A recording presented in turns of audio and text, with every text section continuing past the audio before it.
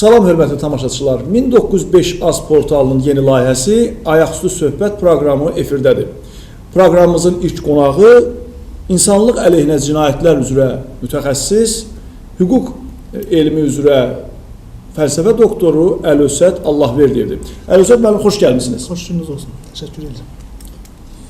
Əlövsət müəllim, ilk sualım 100 illik yubileyi yaxınlaşan qondarma erməni soyqırımının elmi mətbuatda təhlili, işıqlandırılması, araşdırılması ilə bağlıdır.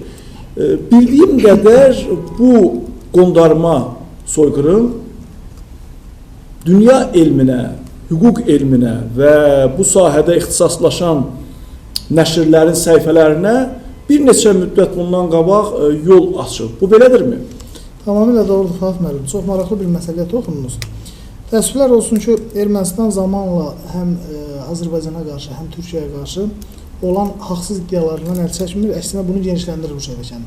Və demək olar ki, bunlar elə metodlardan istifadə edirlər ki, bu metodlar əsrlər boyu yaşasın, yeni nəsillərə təqdim olunsun. Bunlardan biri də sizin söylədiyiniz kimi elmi əsərlərdə bu problemin öz əksini tapmasıdır.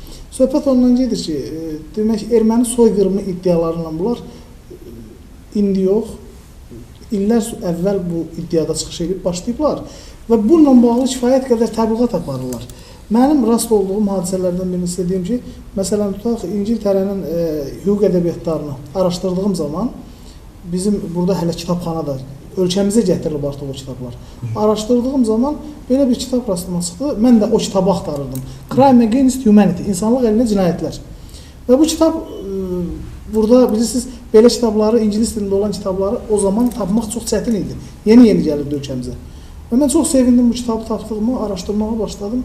Orada dərhal gözümə sataşdı türklərin erməniləri soyqırıma məruz qoyması. Bunu təbii yazan erməni hüquqşünası deyil. Qərb yönlü hüquqşünaslardandır. İngiltərənin hüquqşünasıdır, hüquq elmlər doktorudur. Və bunu da mən, ola bilər bilirsiniz, mən belə təsəvvür edirəm ki, ola bilər ki, doğrudan da onda belə bir inan var ki, türklər erməniləri soyqırıma məruz qoyur. Bilirsiniz, hər hansı bir şeylə bağlı təbliğat aparanda insanları inandırmaq olur. Şübhəsiz. Səhv təsəvvür yarana bilir. Və bununla bağlı da o fikirlərini elmi əsasla, elmi belə deyək də, təsvir formasında verir və insanlara çatdırır. Mən çox təsirləndim, bundan fikirləşdim ki, bunu mən heç bir halda təbii həm elmi əsər kimi istifadə edə bilmərəm, həm bu ədəbiyyatı istifadə eləmək günahdır, böyük bir səhv addımdır. Bu baxımdan mən onu kənarlaşdırdım, daha yeni ədəbiyyatlar araşdırmağa başladım və təəssüflər olsun ki, araşdırdığım ədəbiyyatlardan 10-undan 5-ində buna rast oldum. Və çox təəssüf elədim və bununla bağlı da mən elmə əsərimdə də qeydlər aparmışam ki, bu haqsız iddialarını artıq elmə yönəltdilər. Şübhəsiz. Əlövsət müəllim, 100 illik yubiley ərəfəsində elmi nəşrlərdə, müxtəlif jurnallarda, araşdırmalar mərkəzləri, institutlar tərəfindən buraxılan nəşrlərdə, o cümlədən saytlarda, elmi portallarda bu mövzu daha böyük aktuallıq kəsb etmirmi? Tamamilə doğrudur. Məsələn, mən tam səmimiyyətlə deyirəm ki, sizin təsis etdiyiniz 1905 AS saytını görəndə bizim öz problemimizi, Azərbaycanın işğal olunmuş əraziləri haqqında bu sayt tamamilə başdan ayağa ona həsr olunduğunu görəndə çox sevindim. Yəni, deyərdim ki, siz çox yeni bir addım atdınız və arzu eləyərdim ki, hər kəs bu addımın davamçısı olsun. Bilirsiniz, söhbət onunla gedir ki, biz daha çox təbliğatın bir növ daha ucuz variantlarına üstünlük vermişik vətəndaş olaraq. Təbii dövlət həmişə daha çox aktivlik nümayiş elətdirir, amma dövlətin dəstəyi olmalıdır. Vətəndaş cəmiyyəti nədən ötürüdür? Qeyri-hökumət təşkilatları nədən ötürüdür? Dövlətdə dəstək verməlidir bu məsələdə. Və təəssüflər olsun ki, bu məsələdə bizim nisbətən bu məsələdə bir qədər gec başlamaq məsələmiz gündəmdə oldu. Yəni, bu təbliğat kampaniyasına bizim işğal olunmuş ərazilərimizlə bağlı, götürsək erməni soyqırımıyla bağlı məsələləri çox gec start verdik. Yox, mən çox üzr istəyirəm, Əlövsət müəllim. Yəni, mən belə istərdim, onu dəqiqləşdirəm ki, siz dediyiniz ingilis və qeyri-qərb müəllifləri qondarma erməni soyqırımını araşdırırlar, elmi üstəvi, elə deyilmi? Onların bu mövzuya müraciət etmələrinin, mən deyərdim, tempi yüksəlməyib ki, bu 100 illik yubiley ərəfəsində. Yəni onun yəqin ki, Ermənipərəst qüvvələrdə təbii ki yüksəlir. Ermənipərəst qüvvələr bunun daha da çox genişlənməsinə çalışır təbii. Amma sevindirici hal odur ki, bu yaxınlarda gördüyünüz Almaniya hökuməti tərəfindən bu qarşılanmadı, müsbət qarşılanmadı və heç bir halda o gün ərəfəsində Ermənistanın atdığı addımı dəstəkləmək, erməni soyqırımı iddialarını tanımaq kimi məsələlər yəni Almaniyanın qarşısında dayanmadı. Bu baxımdan bəyan elədilər. Bu sevindirici haldır. Amma təbii ermənipərəst qüvvələr var ki, bunun reallaşmasına nail olmağa çalışırlar. Müəyyən qədər 24 aprel ərəfəsində bu aktivləşmə hiss olunur.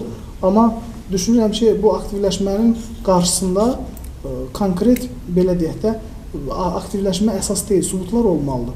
Vaxtilə Türkiyə prezidenti də dedi ki, arxivləri açaq, gəlin, araşdıraq, baxaq, görək, doğrudan da sizin dedikləriniz həqiqətdirmi, yoxsa bu haqsız bir iddiadırmı?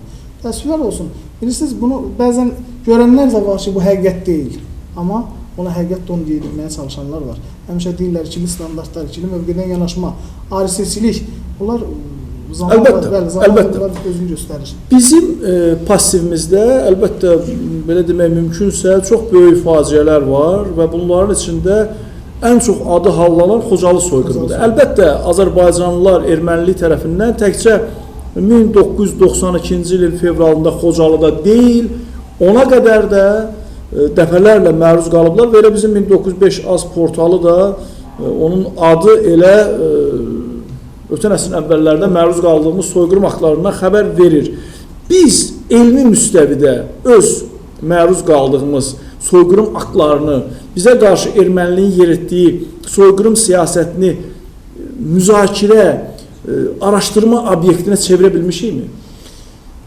Tam doğru deyirsiniz Fuad müəllim. Söhbət ondan gedir ki, biz bunu zamanla etməyə çalışmışıq. Amma öz içərimizdə. Biri var, bilirsiniz, dünya miqyasında bunu. Dünya elmində. Bəli, dünya elmində. Dünyaya təqdim etmək. Amma təəssüflər olsun ki, axı bir çox hallarda dünya da bunu qəbul edəməyib. Məsələn, mən misal olaraq bir məsələni deyim sizə ki, Xocalı soyqırımı, insanlıq əlinə cinayətlər izah edərkən elmi əsərimdə bir məqalə də yazmışdım. Xocalı soyqırımının, ümumiyyətlə belə deyək də, belə deyək də, Xocalı soyqırımına hüquqi qiymətin verilməsi, bunu soyqırım kimi tövsif olunmasına əsas verən hallar. Bununla bağlı mən bu məqaləni bir çox ölkələrə göndərdim. Demək olar ki, heç birində bunu çap eləmədilər. Əsas da göstərmədilər. Bilirsiniz, müəmmalı qaldı o məqalənin taliyi. Amma Xocalı soyqırımıyla bağlı kifayət qədər əsaslandırmışdım, izah vermişdim. Ukraynada o jurnalda nəşr olundu. Elə həmin məqalə? Yox. Mən onu bir qədər adını dəyişdim. Adını dəyişdim içərisində, amma Xocalı soyqırımıyla bağlı kifayət qədər əsaslandırma aparmışdım. Keçən il o Ukraynada həmin elmi məqalələr toplusunda dərc olundu. Təəssüflər olsun ki, mən yenə deyirəm ki, bunu biz etmək istəsək belə dünyada bunu qəbul etmək istəməyənlər çoxdur. Yəni münasibət fərqlidir. Bəli, fərqlidir. Bizə və qondarma erməni soyqırımı. Bizə və qondarma erməni soyqırımına. Məsələn, kifayət qədər layihələr həyata keçirilir qeyri-hökumət təşkilatları tərəfindən. Və bilirsiniz ki, bizim dövlət tərəfindən maliyyələşən qeyri-hökumət təşkilatları var ki, məhz bu işğal olunmuş ərazilərlə bağlı, onun təbliğatı ilə bağlı kifayət qədər həmin layihələrə maliyyə yardımı ayrılır. Amma xarici təşkilatlar tərəfindən vaxtilə fəaliyyət göstərən o qeyri-hökumət təşkilatlarının birinə, hər hansı birinə görün, Dağlıq Qarabağla bağlı, işğal olmuş ərazimizin tanınması ilə bağlı maliyyə yardımı ayrılıb bu. Heç birinə ayrılmayıb. Yəni bunların özü də onu göstərir ki, məqsəd dünyada insan hüququ azadlıqlarının təmin olunması istiqamətində aparılan bir siyasət deyil. Məqsəd siyasi maraqların insan hüquqları adı altında gizlənməsidir. Bunu tək mən araşdırmam nəticəsində demirəm, dəfələrlə deyirəm. Yenə də İngiltərədə nəşr olunmuş Crime Against Humanity kitabında John Robertson adlı hüquq elmləri doktoru göstərir və izah edir ki, təəssüflər olsun ki, bizim dövlətlər deyil insan hüquqları adı altında nələr etmədilər? İnsanların hüquqa olan inamını sarsıtdılar. İnsanların beynəlxalq hüquqa, beynəlxalq birliyə olan inamını sarsıtdılar. Amma sonradan deyir, bu inamı qismən kölgəli şəkildə belə deyək, doğrultmağa çalışsalar belə, insanlar artıq yenə də bu inamsızlıqla davam edirlər, inanmırlar. Və söhbət bundan gedir. Bu baxımdan mən düşünürəm ki, biz bunu daxildə yox. Məsələn, bizim Xarici İşlər Nazirliyinin kitabxanasına müraciət edilən olsa, orada Xocalı soyqırımı ilə bağlı bizim hüquq elmlər doktorlarının, hüquqşünasların elmi əsərləri var. Özü də sizi deyim, çox kifayət qədər samballı əsaslandırmalar var orada. Amma bu Xarici İşlər Nazirliyinin kitabxanasında qalmamalıdır. Aydındır. Əlövsət bənim, son sualım belədir. Proqnostik məqam və Xocalı soyqırımı kimi bizim əleyhimizə, Azərbaycanlıların əleyhinə törədilmiş genosid aktlarının ciddi elmi dairələrdə müzakirə, araşdırma predmeti olması üçün biz hansı addımlar atmalıyıq? Tutaq ki, John adlı bir Amerika və yaxud Qərbi Avropa tədqiqatçısının bu mövzuya müraciət etməsini necə stimullaşdırmaq olar? Sizin fikrinizcə? Bilirsiniz, bu mövzuya müraciət edənlər var, hal-hazırda da var. Təəssüf ki, çox məhdud saydadır. Özdə bunların ictimailəşməsinə imkan verirlər. Bayaq söylədim ki, biz çox şeylər etmək istəyirik, amma bu çox şeylər üçün açıq qapılar varmı, imkanlar varmı? Bu yoxdur. Və deyərdim ki, bugün Ermənistan-Azərbaycan arasında, ermənipərəst qüvvələrin Azərbaycan arasında tam ideoloji müharibə gedir. Virtual aləmdə də olsa, elmi əsərlər baxımından da olsa ideoloji mübarizə gedir. Bu ideoloji mübarizə bizə şans verir ki, imkan yaradır ki, biz burada artıq bu əsaslandırmamızı ortaya qoya bilək və məcbur eləyək həmin sizin o söylədiyiniz digər ölkələrin mütəxəssislərini məcbur eləyək ki, bu məsələlərə müraciət eləsinlər, bu ədəbiyyatlara müraciət eləsinlər. Düşünürəm ki, buna kifayət qədər zaman lazım olacaq. Yəni, yeni nəsil hesab edirəm ki, bu şeyləri eləməyə qadirdir. Amma buna zaman lazım olacaq və bir də onu deyim ki, bir də o halda bu daha real şəkildə özünü göstərəcək ki, Azərbaycana ümumilikdə Türk dünyasına qarşı bu soyqırım iddialarından da əlavə ikili standartlar, ikili mövqe aradan qaldırılmış olsun. Bir misal çəkim, ondan da mən fikrim. Əlbəttə, buyurun. Təsəvvür edirsiniz, bizim hal-hazırda öz torpaqlarımıza gedən Azərbaycanlılarımız girov götürüldü ermənilər tərəfindən. Bəli. Və eyni zamanda erməni helikopteri vuruldu Azərbaycan ərazisində. Düşünün, nə girovlara münasibət bildirilmədi, yəni bizim istədiyimiz səviyyədə heç bir münasibət olmadı, nə erməni helikopterinin Azərbaycan ərazisində uçuşuna münasibət bildirilmədi, amma helikopterin vurulmasına münasibət bildirildi. Təsəvvür edin. Axı, heç bir əsas yoxdur. Bunu Azərbaycanın öz ərazisində təmas nöqtəsinin müəyyən olunmasıyla bağlı. Kim qoydu təmas nöqtəsinə?